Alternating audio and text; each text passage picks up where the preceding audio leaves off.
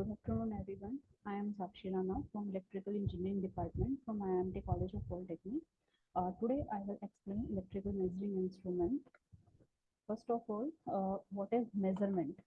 Basically, measurement is a comparison of an unknown quantity with a known fixed quantity of the same kind, right? It means we can, if we measure anything with any equipment or with any apparatus or with a small instrument, that is known as the measurement. For example, if you want to measure a line with the help of scale, then scale is the instrument for that particular line, right? There are two types of measurement, like one is standard and second one is the measure system is instrument, right? There are some characteristics of instrument, like calibration. First one is the calibration. Basically calibration क्या होता है? Calibration is a किसी भी चीज को major करना या मापना। जितनी भी स्टैटिक कैरेक्टरिस्टिक्स होती हैं वो उनको हम एक प्रोसेस, दो प्रोसेस से, दो से ज्यादा प्रोसेस से कैलिब्र कर सकते हैं, यानी हम उनको मेजर कर सकते हैं। ठीक है। कैलिब्रेशन प्रोसीजर में क्या होता है, कुछ कंपैरिजन इन्वॉल्व होते हैं, लाइक इसमें दिखाया भी है, calibration procedure involve a comparison of a particular instrument with either. In this, we can compare with the two instruments from the other. Like there are primary standard, secondary standard with higher accuracy and instrument with known accuracy. कुछ instrument ऐसे होते हैं जिनका कुछ standard set होते हैं कि हाँ ये इतने तक मेजर कर सकते हैं। कुछ जो सेकेंडरी स्टैंडर्ड इंस्ट्रूमेंट्स आते हैं वो compare to the primary standard instrument ज़्यादा एक्यूरेट वैल्यू मेजर कर सकते हैं। एंड जो इंस्ट्रूमेंट्स होते हैं वो जो आपके वेल नोन इंस्ट्रूमेंट होते हैं वो एक हायर एक्यूरेसी के साथ मेजर कर सकते हैं। Higher accuracy in the sense कि इसमें आपका जो भी है एरर बहुत कम आता है। Next is there are some basic definition of the related to the measurement what we have to study, that are the accuracy. Basically accuracy क्या है, कितनी accurate value आप ला पाएंगे, with the name of we can understand it. Accuracy, it is the ability of a device. कोई भी device है कि वो कितना accurate, ट्रू वैल्यू की कितने accurate वैल्यू मेजर कर सकता है, उसे हम accuracy कहते हैं। It is the ability of a device or a system to respond to a true value of a measured variable under reference condition. Here are two conditions: true value or measured value. True value is the identified value that this instrument can measure this value up to that value, and the measured value which we can measure with the help of measuring instrument, that is the true value, right? Precision. Next is the precision. Precision, degree of exactness for which an instrument is designed or intended to perform. Precision से क्या है कि आपका कोई भी instrument कितनी accuracy के साथ कितनी वैल्यू मेजर कर सकता है, that is known as the precision. ठीक है। उसके बाद है repeatability. Repeatability like with the name we can understand repeatability, मतलब कोई चीज को रिपीट करना। जितनी बार कोई भी वैल्यू, कोई भी डिजिट, किसी की भी कोई भी हम वैल्यू कैलकुलेट कर रहे हैं वो जितनी बार रिपीट होगी, that is known as the repeatability. It is the closeness of agreement. Repeatability क्या होता है, एग्रीमेंट के क्लोजनेस होता है। एग्रीमेंट क्लोजनेस मतलब जितनी हाई एक्यूरेसी होगी उतनी वैल्यू, अगर सपोज हमने 5 से 6 रीडिंग लिए हैं तो 5 से 6 रीडिंग में क्या होगा कि आपकी 3 से 4 रीडिंग आपकी रिपीट होंगी। इट मीन्स अगर हमारी कोई अमीटर है या वोल्ट मीटर है तो वो 5 एम्पियर तक या 5 वोल्ट तक आपकी करंट मेजर कर सकता है, तो वो मैक्सिमम टाइम्स आपका 5 वोल्ट मेजर करेगा। और अगर कई बार डिफरेंट वैल्यूज भी आती हैं तो वो आपकी 4.8, 5.1, 4.9 वोल्ट इतने तक वैल्यू आ सकती हैं, that is known as the repeatability. And the definition of repeatability, it is the closeness of agreement among a number of consecutive measurement of the output for the same value of the input under the same operating conditions. It means कि आपकी जो operating conditions हैं, आपका जो instrument है, आपने वो same use किया है। ठीक है। जितना आप इनपुट पहले दे रहे थे, पहली रीडिंग लाने के लिए दे रहे थे, वही इनपुट आपने दूसरी रीडिंग लाने के लिए दिया, X Y Z and so on, तो उतनी ही रीडिंग में आपकी वैल्यू क्या होगी, डिफरेंट डिफरेंट वैल्यूज आती हैं। Next one is the reproducibility. Reproducibility क्या होती है, रिप्रोड्यूस, कि वही चीज आपकी बार बार रिप्रोड्यूस होती है। like it is the closeness of agreement among repeated measurement of the output for the same value। जैसे हमने भी रिपीटेबिलिटी में देखा, रिपीटेबिलिटी में क्या होता है कि वही वैल्यू रिपीट होती है, तो रिप्रोड्यूस मतलब वही चीज आपकी बार बार एग्जैक्टली वैल्यू रिपीट हो रही है, रिप्रोड्यूस हो रही है, that is known as the reproducibility. It is the closeness of agreement among repeated measurement of the output for the same value of the input made under the same operating conditions over a period of time. Particular period हमने यहाँ पे time suggest किया है या हमने identify किया है कि सपोज हमने 3 सेकंड के लिए, 5 सेकंड के लिए, 10 सेकंड के लिए ये वैल्यू मेजर करनी है और कितने तक आपकी एरर कितनी आती है, कितना वैल्यू आपकी एक्यूरेट आती है, that is known as the reproducibility, right. After that is the drift. Drift क्या है? Drift basically it is known as the variation, कि आपकी वैल्यू में कितना वेरिएशन हो रहा है या मेजर हम जो वैल्यू कर रहे हैं, मेजरमेंट कर रहे हैं, उसमें कितना वेरिएशन होता है, ठीक है। It is an undesired change और a gradual variation in output over a period of time that is unrelated to changes in input and operating condition, ठीक है। ये क्या है? ये वो चेंज होते हैं जिनको हम नहीं चाहते कि अगर हम सपोज रीडिंग ले रहे हैं कि ये आपके चेंजेस आए, तो ये अनडिजायर्ड चेंजेस होते हैं, तो उनको हम क्या कहते हैं? That is known as the drift, right.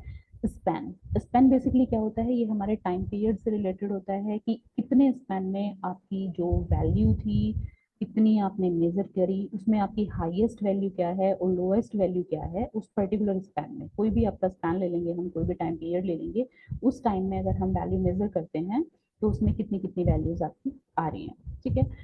The definition of the span is that difference between highest point to the lowest point of the calibration, like calibrating का हाईएस्ट पॉइंट जहाँ से स्टार्ट किया, लोएस्ट पॉइंट जहाँ तक value आपकी गई है, उन दोनों के डिफरेंस को हम क्या कहते हैं? स्पैन कहते हैं, right. After that is the sensitivity.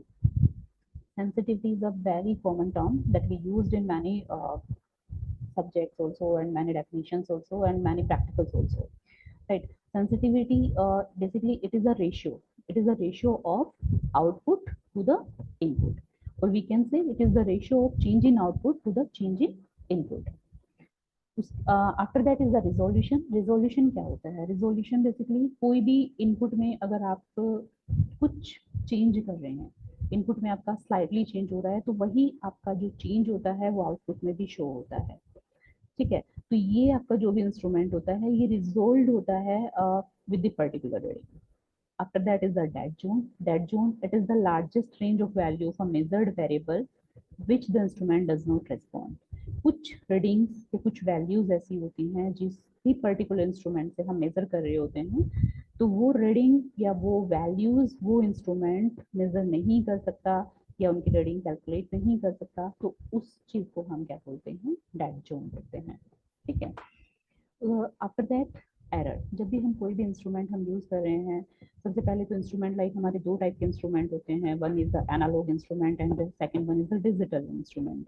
जो आपका एनालॉग इंस्ट्रूमेंट होता है उसमें ज़्यादा एरर आती है, ज़्यादा एरर आने के चांसेस रहते हैं compare to the digital instrument, ठीक है। जो डिजिटल इंस्ट्रूमेंट होता है उसमें कम एरर आने के चांसेस इसलिए होते हैं क्योंकि उसमें क्या होता है, आपकी जो रीडिंग होती है वो डिजिट्स की फॉर्म में रहती है, लाइक 1.2, 1.3, 0.4, 0.5 XYZ।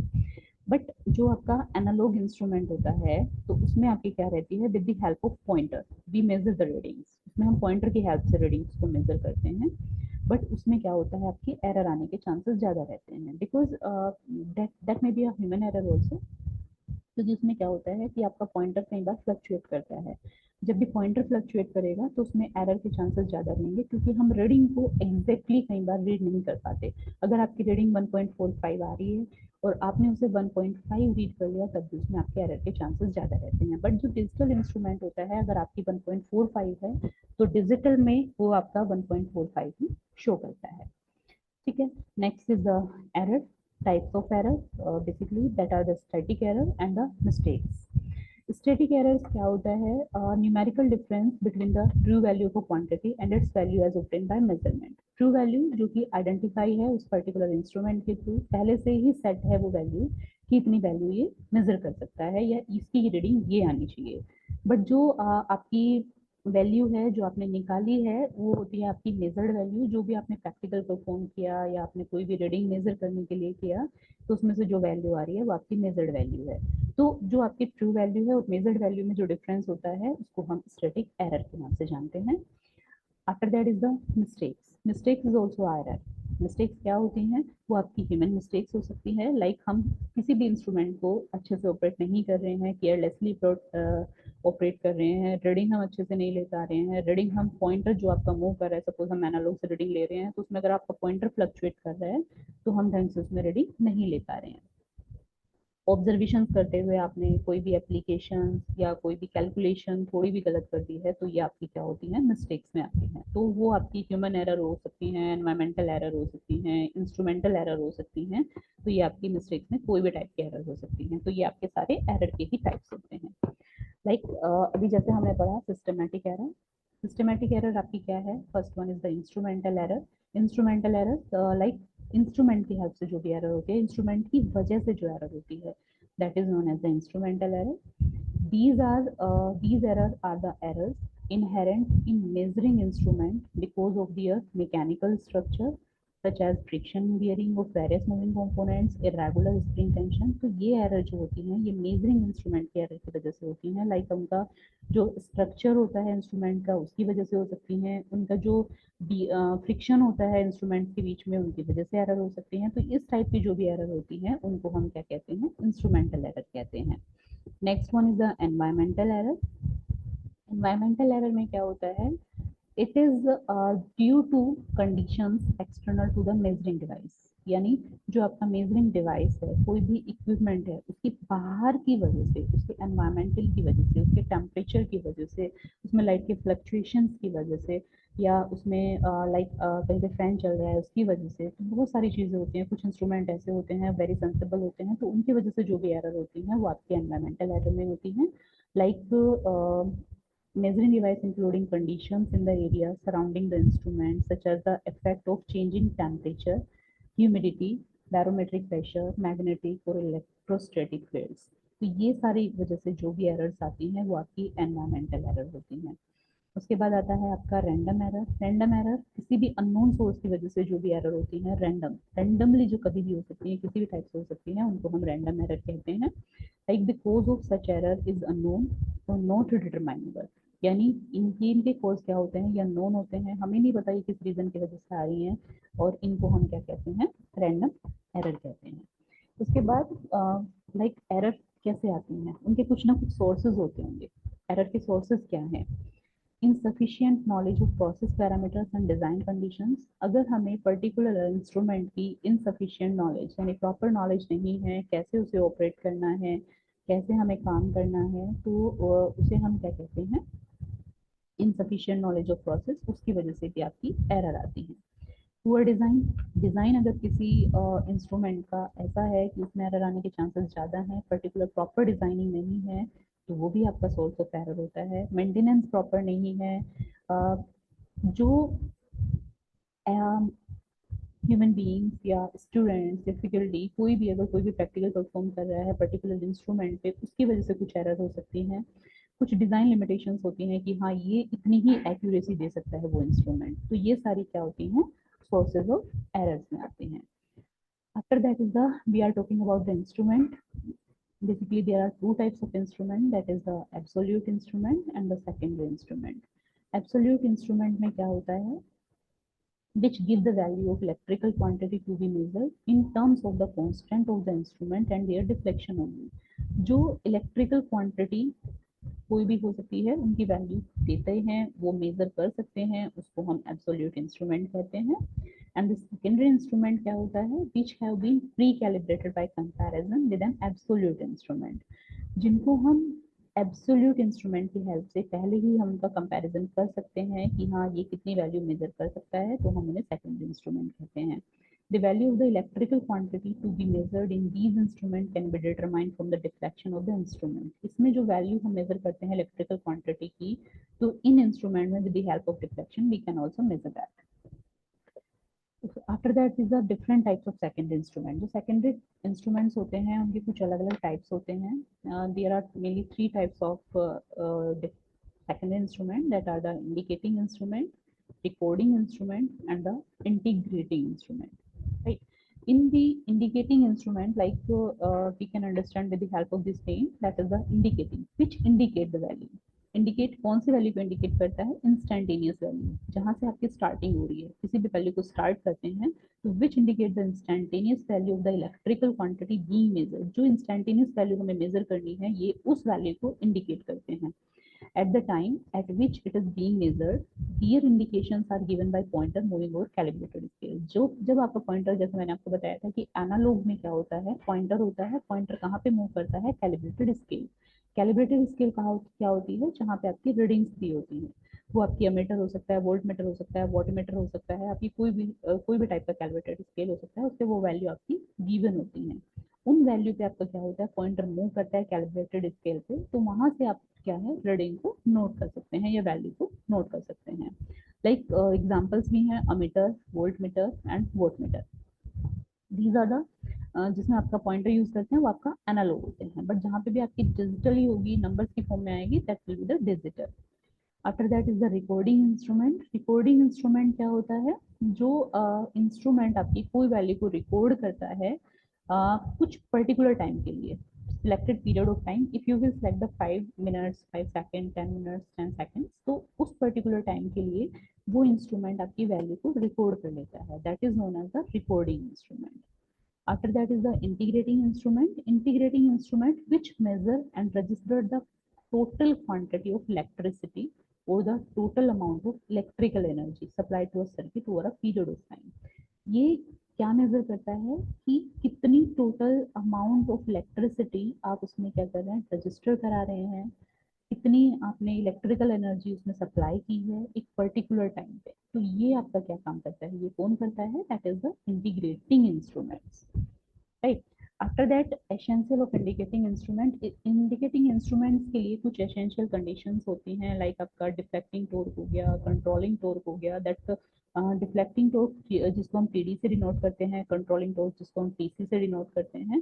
तो ये क्या होते हैं, ये आपके डायरेक्टली प्रोपोर्शनल भी होते हैं कि आपका जो डिफ्लेक्टिंग टॉर्क होता है ये किस में हेल्प करता है, जो भी आपका पॉइंटर होगा, इंस्ट्रूमेंट्स में जो पॉइंटर लगा होता है, ये उसको डिफ्लेक्ट करने में, डिफ्लेक्ट मीन्स अपनी पोजीशन से मूव कराने में हेल्प करता है।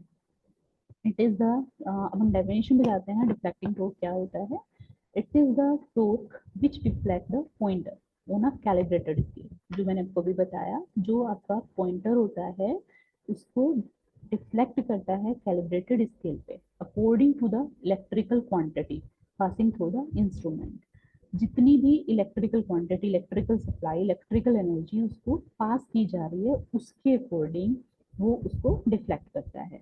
The deflecting torque causes the moving system. Deflecting torque में क्या होता है, मूविंग सिस्टम, डिफ्लेक्टिंग टॉर्क की वजह से ही मूविंग सिस्टम होता है। And hence the pointer attach to it to move from zero position to indicate on a graduated scale the value of electrical quantity being measured. तो उसकी वजह से आपका जो पॉइंटर होता है वो जीरो पोजीशन से मूव करना स्टार्ट करता है, जहां तक कि आपको रीडिंग लेनी है या जिसके अकॉर्डिंग आपकी सप्लाई गिवन है, उस सप्लाई के अकॉर्डिंग वो वैल्यू को रिकॉर्ड करता है या उसे मेजर कर लेता है, ठीक है। उसके बाद second one is the controlling torque. Controlling torque क्या है, it is the torque which control the movement. Like अभी हमने पढ़ा deflecting which deflects and controlling which control. क्या कंट्रोल करेगा, हम यहाँ पे बात कर रहे हैं टॉर्क की, यानी पॉइंटर की। पॉइंटर कैसे कैलिब्रेटेड स्केल पे मूव करता है, कैसे हम उसे कंट्रोल करेंगे। तो मूव किसकी हेल्प से करता है, डिफ्लेक्टिंग टॉर्क की हेल्प से मूव करता है। बट अब हमें क्या करना है, कंट्रोल कराना है। हमने मूव तो करा दिया, but now we have to control that. अब हम कंट्रोल कराने के लिए क्या करेंगे, कंट्रोलिंग टॉर्क का यूज करते हैं। कंट्रोलिंग टॉर्क में क्या होता है, it is the torque which control the movement of the pointer. Pointer के मूवमेंट को ये कंट्रोल करता है, that is known as the controlling torque on a particular scale according to the quantity of electricity passing through it। जो चीज हमने deflecting torque में पढ़ी थी, सेम लाइक जितनी इलेक्ट्रिसिटी या जितनी क्वांटिटी हम उसे ट्रांसफर कर रहे हैं उसी के अकॉर्डिंग ये डिफ्लेक्ट करता है। अब वही चीज हम यहाँ पे कह रहे हैं कि जितनी भी इलेक्ट्रिकल क्वांटिटी, इलेक्ट्रिकल एनर्जी इसमें ट्रांसफर हो रही है, उसी के अकॉर्डिंग ये कंट्रोल करेगा। If deflecting torque were acting alone, the pointer will continue to move indefinitely and would swing over the maximum deflected position irrespective of the magnitude of current or voltage or power to be measured। Like अगर किसी instrument में controlling torque हमने apply नहीं किया है या controlling torque नहीं है, तो जो आपका पॉइंटर है वो जीरो से लेके मैक्सिमम तक, इन्फिनिटी तक, you can say maximum value तक जाएगा, जितना भी उसका स्केल होगा वहां तक जाएगा, क्योंकि उसमें कंट्रोलिंग टॉर्क तो है ही नहीं। तो कंट्रोलिंग टॉर्क हम कैसे लगाएंगे, कंट्रोलिंग टॉर्क बेसिकली इसीलिए भी नेसेसरी होता है किसकी वैल्यू जो हमें रिकॉर्ड करनी है वहां तक आप उसे रोक पाए, वहां पे एक पर्टिकुलर वैल्यू पे कंट्रोलिंग टॉर्क लग जाए। ठीक है, उसके बाद इसमें आता है damping torque. Damping torque is also a part of torque, जो कि हम डिफ्लेक्टिंग टॉर्क हमने किया, कंट्रोलिंग टॉर्क किया, अब है damping torque. Basically damping torque हम ऑक्सीलेशंस को कंट्रोल करने के लिए यूज करते हैं। ऑक्सीलेशन क्या होता है, जब आपका पॉइंटर इनिशियल इंस्टेंटेनियस वैल्यू से मूव करना स्टार्ट करता है और वो लास्ट तक जाता है जहां तक कि आपको मैक्सिमम रीडिंग लेनी है, तो उसमें कई बार क्या होता है, पॉइंटर में कुछ फ्लक्चुएशंस आते हैं। उन फ्लक्चुएशंस को, उन ऑक्सीलेशंस को कंट्रोल करने के लिए हम डैम्पिंग टॉर्क का यूज करते हैं। डैम्पिंग टॉर्क क्या होता है, if the moving system is acted upon bye deflecting and controlling torque alone, then pointer due to inertia will oscillate about its final deflected position for quite some time before coming to rest, and this is often undesirable because it makes difficult to obtain quick and accurate readings. In order to avoid these oscillation of the pointer and to bring it quickly to its final deflected position, a damping torque is provided in the indicating instrument, right? तो वही है जो आपका damping torque होता है, वो oscillation को basically इस डेफिनेशन में यही दिखाया गया है, लिखा हुआ है कि आपका जो डैम्पिंग टॉर्क होता है वो ऑक्सीलेशन को कंट्रोल करने के लिए यूज होता है, जो कि आपके डिफ्रैक्टिंग टॉर्क और कंट्रोलिंग टॉर्क की वजह से जो ऑक्सीलेशन आते हैं पॉइंटर पे उनको कंट्रोल करता है। Next, there are two types of indicating instrument, that are the PMMC, permanent magnet moving coil, and the MI, moving iron instrument भी हम इसको कहते हैं। तो PMMC में हम क्या करते हैं, PMMC basically standard for permanent magnet moving coil. इसमें हमारे कुछ जो भी आपका PMMC है या MI है, we will discuss it in the next lecture, right. This is the working construction and the types of instrument which we have used in this. Then we will discuss in the next lecture. Then thank you.